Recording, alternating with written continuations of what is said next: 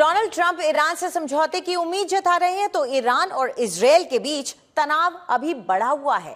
एक दिन पहले ही दोनों देशों ने एक दूसरे पर मिसाइलें दागी। ईरान ने इजरायल को टारगेट किया तो इजरायल ने जवाबी कार्रवाई की और तेहरान, तबरीज और इस्फहान में जोरदार धमाके किए। इजरायल के हमलों को देखते हुए ईरान ने अपना एयर स्पेस बंद कर दिया, तो वहीं इराक और सीरिया ने भी अपना हवाई क्षेत्र कर दिया बंद, और वो भी एहतियातन। टूट गया ईरान और अमेरिका का अस्थायी युद्ध विराम।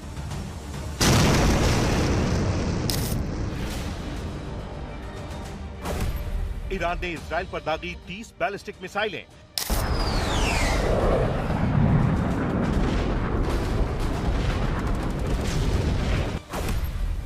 इजरायल के केमिकल प्लांट पर ईरान का हमला।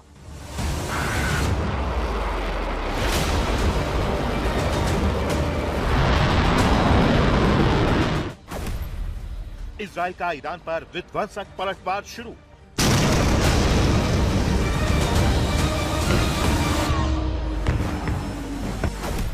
ईरान के सैन्य ठिकानों पर इजरायल का हमला।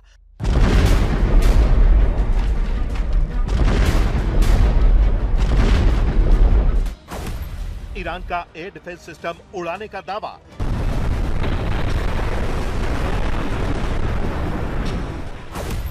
ईरान और इजरायल में फिर नया युद्ध शुरू।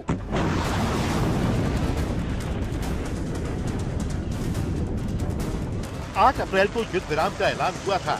उसके ठीक 2 महीने बाद पहली बार ईरान और इजरायल के बीच मिसाइलों से हमला हुआ। 2 महीने बाद पहली बार ईरान ने इजरायल पर मिसाइल से हमला किया और इजरायल ने ईरान के खिलाफ भीषण सैन्य कार्रवाई की। दरअसल ईरान ने रविवार की रात इजरायल पर 30 बैलिस्टिक मिसाइलें दागी। ये हमला बेरूत में इजरायली हमले के जवाब में किया गया था। IRGC के मुताबिक इजरायल पर हमले सिर्फ एक चेतावनी है। अब अगर अमेरिका या इजरायल की तरफ से फिर कोई हमला हुआ तो विध्वंसक पलटवार होगा। लेकिन ईरान की धमकी के बावजूद इजरायली एयरफोर्स ने ईरान पर ताबड़तोड़ हवाई हमले किए। इजरायल का दावा यही है कि उसकी वायुसेना ने ईरान के एयर डिफेंस सिस्टम पर हमला किया। सेना के मुताबिक ईरान के उन सैन्य ठिकानों को निशाना बनाया गया जहां ऐसी मिसाइल मौजूद थी जो लड़ाकू विमानों को निशाना बना सकती थी। इजरायल के हमलों के बाद ईरान के कई शहरों में धमाकों की आवाजें सुनी गयी। वहीं अमेरिकी सेना ने भी ईरान के 2 ड्रोन को मार गिराने का दावा किया है।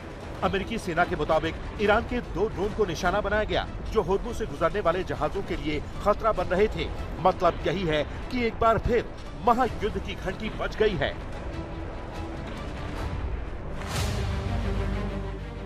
ईरान के विदेश मंत्रालय ने इजरायल और अमेरिका पर सीज फायर तोड़ने का आरोप लगाया।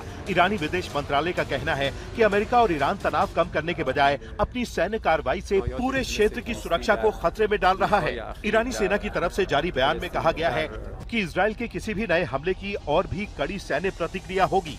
इजरायल की आक्रामकता की जिम्मेदारी अमेरिका पर है। अगर दुश्मन अपनी शत्रुतापूर्ण कार्रवाइयों को दोहराता है तो हमारे हमले भी और विध्वंसक होंगे। IRGC के मुताबिक उसने इजरायल के हाइफा शहर में एक केमिकल प्लांट पर मिसाइल हमला किया है। ये कार्रवाई उसके पेट्रोकेमिकल प्लांट पर हुए इजरायली हमले के जवाब में की गई। ईरान ने आरोप लगाया कि इजरायल ने ऊर्जा और नागरिक ठिकानों को निशाना बनाकर संघर्ष का दायरा बढ़ा दिया है। इजरायल के हमलों के बाद ईरान के राष्ट्रपति मसूद पेजेश्कियान ने अमेरिका और इजरायल को युद्ध की सीधी धमकी दी है। हमने न तो युद्ध क्षेत्र छोड़ा है और न ही बातचीत की मेज। हम ईरान के अधिकारों की रक्षा पूरी ताकत से करेंगे और किसी भी खतरे के सामने पीछे नहीं हटेंगे। ये पहली बार है जब ईरान ने इजरायल पर सीधा हमला किया। ये हमले का नया पैटर्न है, वरना इससे पहले इजरायली हमले के बाद ईरान ने जवाबी कार्रवाई करते हुए मिसाइलों से हमला किया था। बड़ी बात यह है कि ईरान के इजरायल पर मिसाइलें दागे जाने के कुछ घंटों बाद इजरायल ने ईरान में कई सैन्य ठिकानों पर हमले किए। रॉयटर्स की रिपोर्ट के मुताबिक इजरायली सेना ने ईरान में कई सैन्य लक्ष्यों को निशाना बनाया। ये हमले एकदम सटीक थे, जबकि ईरान की तरफ से किए गए मिसाइल हमलों को इजरायल के एयर डिफेंस सिस्टम ने रोक दिया। न्यूयॉर्क टाइम्स में छपी रिपोर्ट में दावा किया गया है कि ईरान ने इजरायल पर हमला करके नेतन्याहू को बड़ा मौका दे दिया है, क्योंकि इजरायली सेना शुरू से ही युद्ध विराम के खिलाफ थी।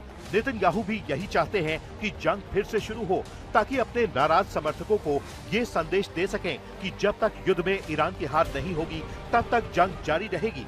वहीं दूसरी तरफ नेतन्याहू ये भी मैसेज दे रहे हैं कि वो ट्रंप के सामने झुकने वाले नहीं हैं। इजरायल ने ईरान पर 2 चरणों में हवाई हमले किए। सैन्य अधिकारी के मुताबिक पहले चरण में ईरान के एयर डिफेंस सिस्टम को निशाना बनाया गया। इसके बाद दूसरे चरण में एक पेट्रोकेमिकल प्लांट पर हमला किया गया। इजराइल का दावा है कि इस प्लांट में बैलिस्टिक मिसाइलों और दूसरे हथियारों के निर्माण में इस्तेमाल होने वाली सामग्री तैयार की जाती है। इजरायली सेना का दावा है कि हमने ऐसे सैन्य ठिकानों को निशाना बनाया जो ईरान के बैलिस्टिक मिसाइल कार्यक्रम से जुड़े हुए हैं, जो भविष्य में इजराइल और उसके नागरिकों के लिए खतरा पैदा करती है। ये ईरानी आतंकी शासन के मिसाइल कार्यक्रम का उत्पादन करने वाले बुनियादी ढांचे का हिस्सा है। ईरान पर इजराइल के हमलों के बाद अमेरिकी राष्ट्रपति को मोर्चा संभालना पड़ा। इजराइल और ईरान दोनों तुरंत युद्ध विराम चाहते हैं। शांति को लेकर अंतिम बातचीत आगे बढ़ रही है। बस बेवकूफी इसमें रुकावट न बने।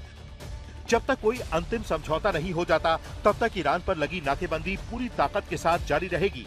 बातचीत तेजी से आगे बढ़ रही है और जल्द ही कोई नतीजा सामने आ सकता है। दोनों पक्ष संघर्ष खत्म करने की दिशा में कदम बढ़ाएंगे। ट्रंप ने नेतन्याहू से फोन पर बात की, यही समझाया कि वो अभी ईरान पर नया हमला न करें। इजरायली मीडिया की रिपोर्ट के मुताबिक ट्रंप ने कहा कि फिलहाल इजराइल को और जवाब देने की जरूरत नहीं है। चैनल 12 की रिपोर्ट में कहा गया है कि इजराइल ने ट्रंप के अनुरोध पर ईरान पर हमले रोक दिए हैं और चेतावनी दी है कि अगर हिजबुल्लाह की तरफ से इजरायली शहरों पर हमले जारी रहते हैं तो वो बेरूत को फिर से निशाना बनाएंगे। अगर हिजबुल्लाह इजरायली समुदायों पर हमले जारी रखता है तो इजराइल बेरूत के दक्षिणी उपनगरों पर हमला करेगा। भले ही अमेरिका के दखल के बाद इजराइल ने ईरान के खिलाफ नए हमलों को रोक दिया है और ईरान ने भी हमले रोक दिए हैं, लेकिन ये हमले कितने घंटे तक रुके रहेंगे भविष्यवाणी करना मुश्किल है, क्योंकि इजराइल के हमलों का जवाब ईरान किसी भी वक्त दे सकता है। ऐसा हुआ तो एक बार फिर इजराइल हमले शुरू कर देगा, यानी अगले कुछ घंटे बहुत अहम हैं।